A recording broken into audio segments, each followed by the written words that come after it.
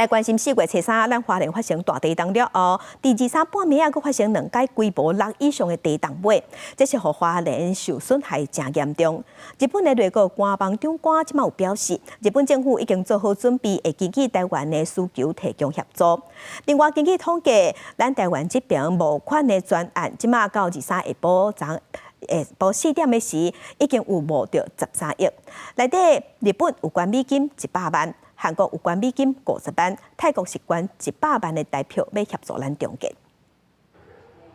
23透早，真侪民众当在困眠，煞互地动摇甲醒过来。台湾伫4月初3发生花莲7.2大地震了后，大大细细地动尾无断过，造成民众伤亡、厝倒去和交通断去才灾情。日本内阁官长林芳正是表达慰问，嘛强调日本已经做好支援台湾的準備。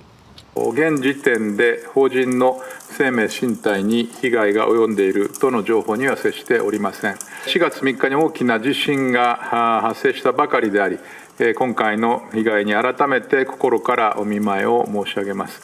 日本政府としても引き続き必要に応じて支援を行う用意がございます。毋但日本伫花莲大地震发生了后，包括教宗彭济国、科索沃总统和意大利、德国等等超过100个国家和国际组织，拢陆续来慰问台湾。干那台湾伫拉丁美洲和加勒比海地区的友邦，到巴拉圭、瓜地马拉等等16国267个政要表达慰问捐钱。圣文森总理龚萨福更在当地时间4月3日通过决议宣布。捐赠5万美元协助我国救灾，在拉丁美洲及加勒比海地区的其他16个国家，267名政要在震灾发生后的第一时间，立即透过住处向我国表达关怀。外交部对于国际友人